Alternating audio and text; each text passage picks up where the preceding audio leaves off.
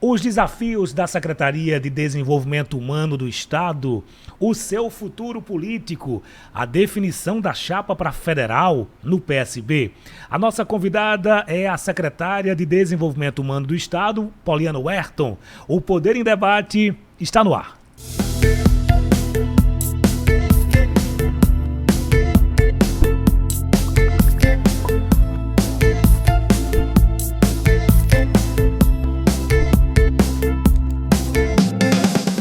Secretária Poliana, muito obrigado por aceitar o nosso convite. É um prazer conversar com a senhora. Seja bem-vindo ao nosso podcast. Eu é que agradeço, Vitor Paiva. Vai ser um barato sentar e conversar um pouco com você. Vamos falar um pouquinho sobre a secretaria. 3 anos na secretaria, já deu para conhecer a secretaria, desenvolver o seu trabalho. Quantas políticas públicas existem hoje na sua secretaria? É uma secretaria bem robusta. Nós trabalhamos lá com 38 políticas públicas e todos os ciclos de vida do ser humano, desde a infância até o idoso, a pessoa com deficiência, os programas de segurança alimentar e nutricional, até a idade madura, que é o idoso. Então a gente vai lá do nascer ao morrer, então todos os ciclos de vida passa por lá. Uma das políticas públicas de grande impacto no Estado e no país é o Bolsa Família e está associado diretamente à sua secretaria. Quantas são as famílias hoje inscritas no programa? E a gente estava discutindo, inclusive, que houve uma redução nesse número aqui no Estado. O que é que aconteceu? Pois é, praticamente na Paraíba são 650 mil famílias e se você percebe, cada família tem uma composição familiar de 3 a 4 pessoas. Então, se você calcular, esse cartão chega a mais ou menos 1.600.000 pessoas. Depende, de certa forma, desse crédito do Bolsa Família. E essa baixa, geralmente esse programa ele oscila. Tem mês que tem mais pessoas, tem mês que cai, por 2 motivos. O primeiro é o momento que o país vive, que a Paraíba vive, que é o momento oportuno da empregabilidade. A Paraíba está com a menor taxa de desemprego dos últimos 10 anos. Então, a economia puxa também a mobilidade. Pessoas que não têm acesso a emprego conseguem ter seu emprego e largam o programa Bolsa Família. Isso é um motivo. E o segundo motivo é as fiscalizações, o batimento do cartão com a Receita Federal, com a Receita Estadual, com a Previdência Social, porque lá na Covid foi aberto um aplicativo onde qualquer cidadão poderia se inscrever no Bolsa Família. E aí não teve um critério, não teve um filtro. E a partir de agora os órgãos de controle conseguem alinhar esses órgãos ao Bolsa Família e também deu uma baixa por isso. Então, basicamente, o motivo da empregabilidade e das fiscalizações. A senhora dizia que, para além das pessoas que já estão inscritas, aí você tem aí uma redução. No entanto, existe uma fila de pessoas que querem entrar no programa. Por que isso acontece, secretária? Existe uma plataforma desse programa, que é o CAD Único, que é uma plataforma que qualquer cidadão que tem até 3 salários mínimos, ele pode estar lá no CAD Único, porque o CAD Único permite a sua inserção em 40 programas sociais. Eu estou no CAD Único, eu não tenho um perfil do Bolsa Família, mas tenho do Minha Casa Minha Vida. Então está lá seu nome. Na Paraíba, mais ou menos, umas 2 milhões de famílias estão no CAD Único. É um número bem significativo, pessoas que estão lá por algum motivo, porque querem entrar nesses 40 programas. Para o Bolsa Família, a referência é a renda. Então, a renda do Bolsa Família de entrada é R$ 218 per capita até R$ 418 per capita. Entrando nesse critério de renda, a pessoa tem um direito ao cartão do Bolsa Família. Claro que o público na Paraíba que precisa do Bolsa Família é mais do que 600 mil famílias. Com isso, deixa algumas famílias que não conseguiram acessar a plataforma do programa fora, tipo quilombos, que estão mais distantes, regiões ribeirinhas, que estão mais distantes também. Então, ainda existe uma quantidade de pessoas que não conseguiram acessar o programa, que aí o governo está fazendo uma mobilização nas cidades para fazer a busca ativa, e pessoas que estão na fila lá porque não atenderam o perfil, ou que atenderam, mas o programa já atendeu 100% da sua meta na Paraíba. Falando do Tá na Mesa, que é um carro-chefe do governo do Estado, quais foram as medidas que a senhora tomou junto ao Tá na Mesa? Parece que tem novidades com relação ao acesso aos restaurantes, o acesso às alimentações. Quais são as novidades e qual o tamanho desse programa hoje no estado da Paraíba? O Tá na Mesa é um programa de alimento, né, que oferece refeições ao preço de R$1. E ele foi criado lá na pandemia, quando os ambulantes ficaram sem emprego, quando pessoas foram para casa e não tinham o que comer. Então o governador cria esse programa como alternativa de segurança alimentar Naquele momento eram cidades acima de 5 mil habitantes, então a gente atinge na Paraíba 147 cidades e agora ele amplia e coloca nos 223 municípios. Então, a Paraíba passa a ter 100% da retaguarda de segurança alimentar e nutricional. Está na mesa e o restaurante popular, que é para um público de cidades acima de 30 mil habitantes. Então, a gente tem todas as cidades do estado, vai ofertar alimento de qualidade. Mensalmente, a Paraíba já oferta 1.300.000 refeições por dia, e isso é mensal, né? Na verdade, 1.300.000 refeições. Que essa oferta de alimento garante a segurança alimentar, um alimento de qualidade, que também é comprado na agricultura familiar, isso é importante. E essa robustez desse programa vai servir para duas coisas. A primeira, você vai aquecer, para atender o objetivo, que é ofertar alimento a quem amanhece e não tem de que comer, não tem o que comer, que atende ao objetivo social. E a segunda, você vai aquecer a microeconomia, você vai comprar na agricultura familiar, o comércio vai girar também. Então, o serviço público, quando ele se determina, ele aquece a economia e também atende o seu papel social, que é atender famílias que nesse momento não conseguem ter alimento todo dia. Nesse programa de apoio à agricultura familiar também a gente observa que a senhora tem um olhar especial para ele. Isso vem lá da sua experiência como prefeita lá no município de Pombal. Como é que está esse programa hoje na Paraíba e qual a avaliação que a senhora faz? Tem um programa bem bonito na Paraíba, na minha opinião um dos mais bonitos, porque ele atende o perfil social, famílias em vulnerabilidade social, e ele define as regiões que têm vocações e o governo vem e potencializa essa vocação. A Paraíba reconheceu mais ou menos 14 arranjos produtivos locais. Por exemplo, no Cariri, ela reconhece que aquela região é uma região que tem uma vocação histórica da caprinocultura. E com isso, o governador, a sua equipe de governo, lançou mão lá de laticínios. Só na região do Cariri são 3 laticínios, ali em Sumé, ali em Monteiro, em Cabaceiras, e a gente compra o leite daquelas famílias, pasteuriza o leite e o governo compra esse leite e entrega às famílias em vulnerabilidade social. Sim.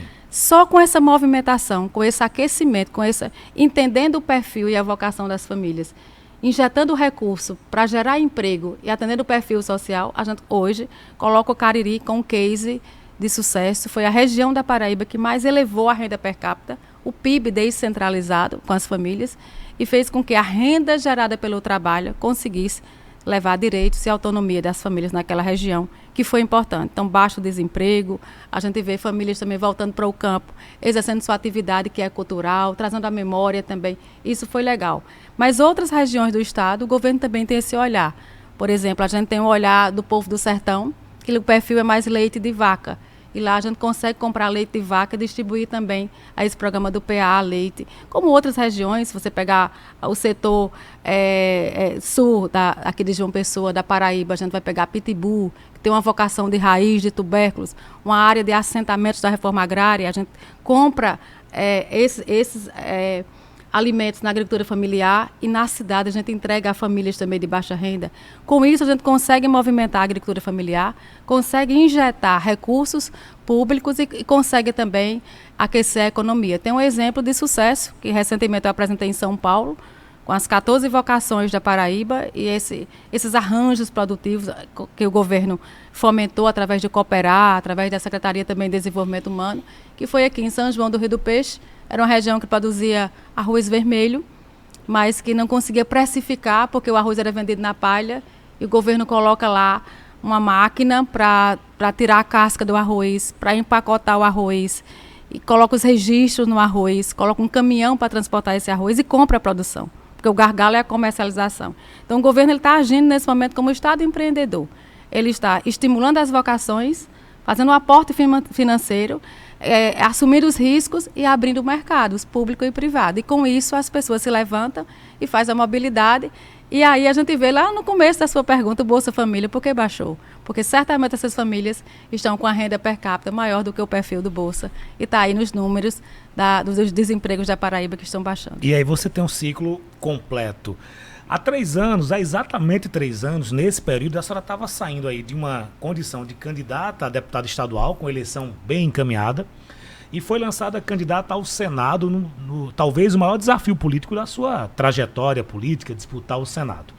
3 anos depois, valeu a pena aquele movimento? A senhora hoje olha para trás e qual a avaliação que a senhora faz? Vitor, nem sempre a caminhada ela tem sucesso quando você recebe o diploma.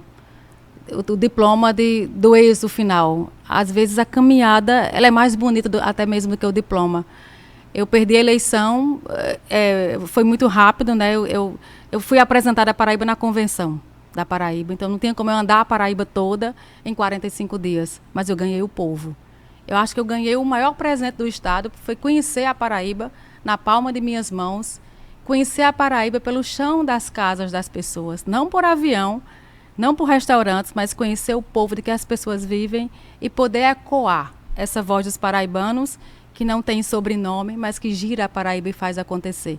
Então, essa caminhada, junto com o governador João, com o Lucas, na campanha do Senado, eu ganhei com isso, eu ganhei o povo, eu conheci o meu estado e certamente saberei direcionar as missões da secretaria para essas pessoas e regiões que mais precisam. Foi muito legal, foi muito oportuno e eu não me arrependo de nada, faria tudo de novo. Tá valendo a pena até agora, né, secretária? Tá valendo a pena. E qual é o seu futuro? A senhora disputa o cargo de deputada federal no PSB, isso está resolvido? O cargo que a senhora vai disputar é o cargo de deputada federal? Pois é, na política é tudo dinâmica, né? O governador está montando o time e ele está montando o time com os seus atores políticos do governo, né? Eu sou essa pessoa que tem uma experiência no executivo, fui prefeita, então no legislativo fui deputada estadual, disputei o Senado numa chapa majoritária.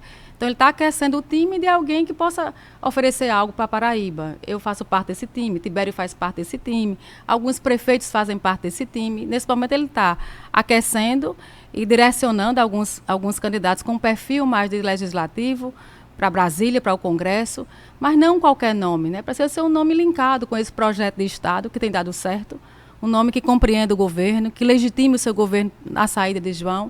E eu faço parte desse agrupamento político do PSB, faço parte do Diretório Nacional do Partido do PSB, a nível de Brasil.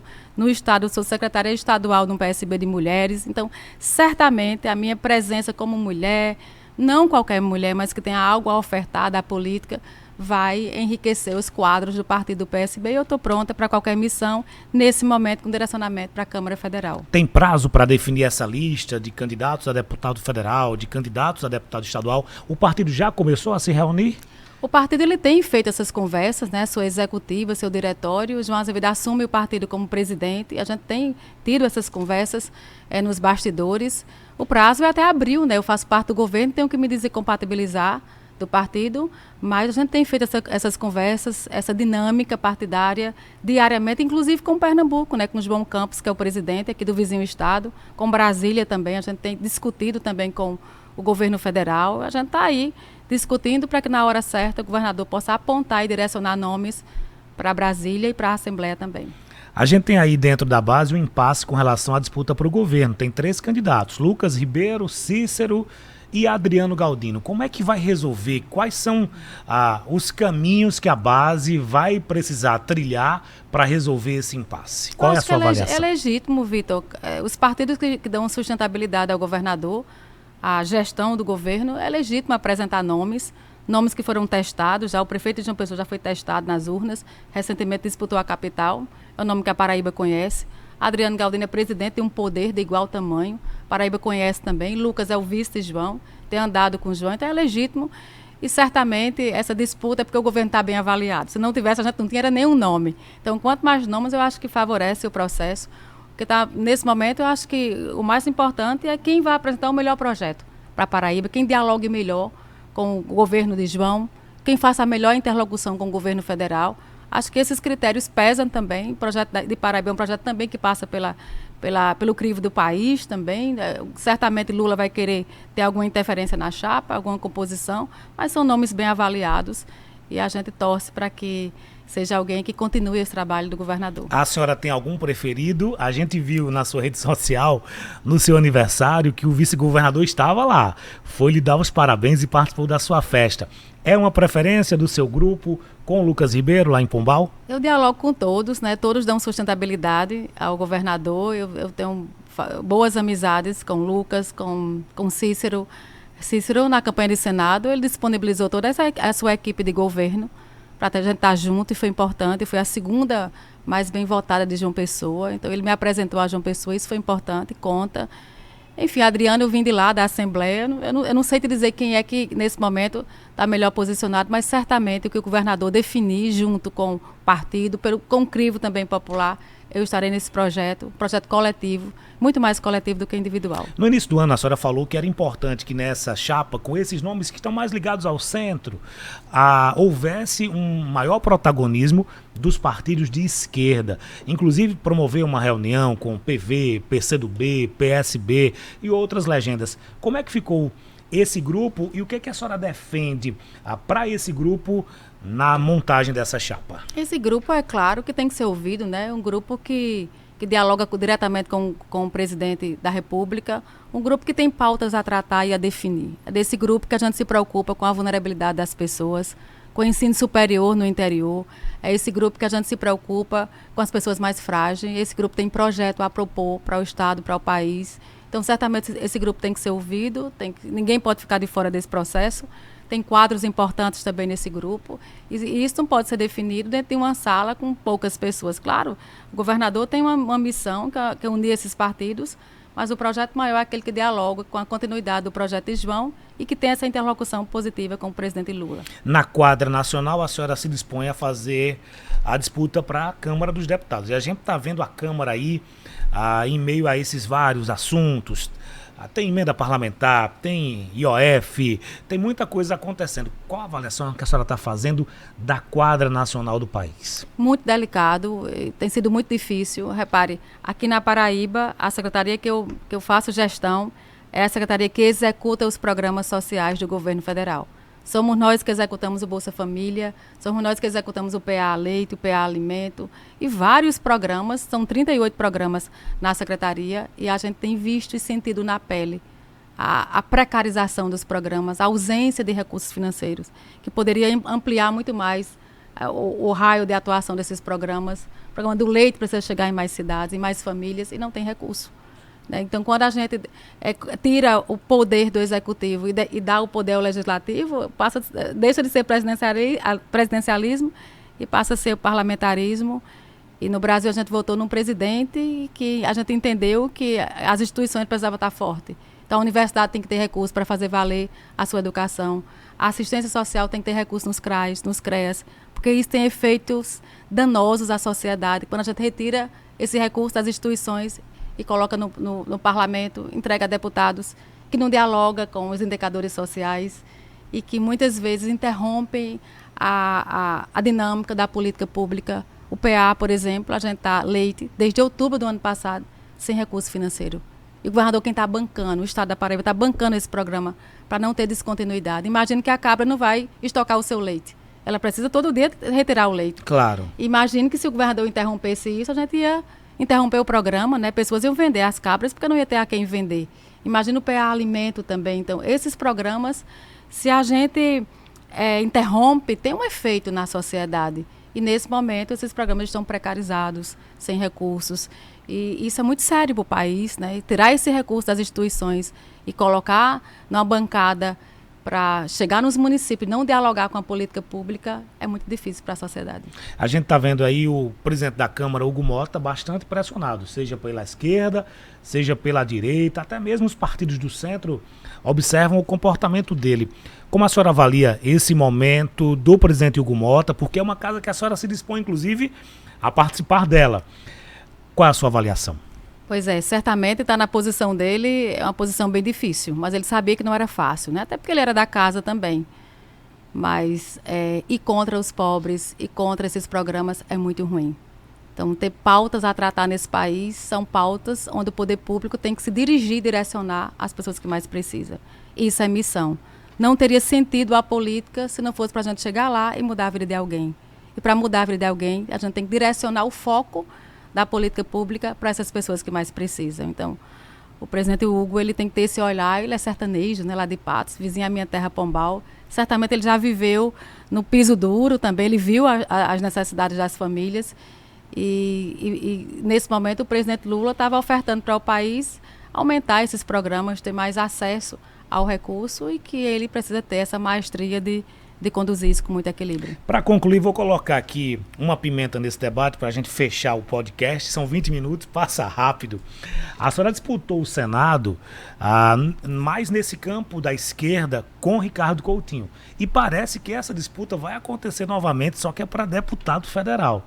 A senhora está pronta para fazer mais esse enfrentamento a Ricardo Coutinho dentro desse eleitor do campo da esquerda progressista? Acho que o enfrentamento não é direcionado a Ricardo, né? A gente milita com algumas pautas muito parecidas, muito comuns. O enfrentamento é trazer para Paraíba e levar para o Brasil pautas que dialoguem com esse campo. Um campo que a gente luta por missões importantes, como é acabar com a pobreza, diminuir a fome, diminuir as desigualdades no Brasil. Então são pautas que a gente converge, mas que no campo da política a gente precisa levar essa mensagem com equilíbrio, com maestria, e a gente está pronta para fazer esse debate. Tem mais vagas, né? Não só é uma vaga, são 12 vagas, então certamente a gente vai disputar por um espaço lá, e eu principalmente sou mulher, acho que está precisando de uma mulher também, não de qualquer mulher, mas que leve para o cenário do Congresso a pauta do dia a dia.